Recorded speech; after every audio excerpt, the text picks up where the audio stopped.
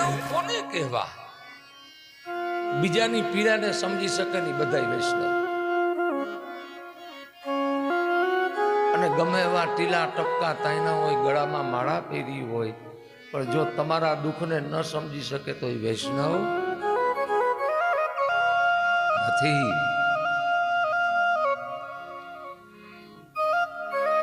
પર ઉપકાર કરે તો એ મન અભિમાન ન આણે. ગમે એટલા સમાજના કામ કરે, સેવા કરે, ભક્તિ કરે.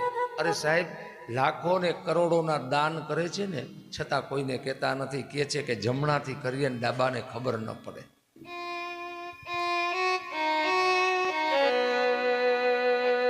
એ વૈષ્ણવ છે. અને આપણે એવા વૈષ્ણવ થવાનું છે. આપણે ભાગવત એ જ શીખવાડે છે.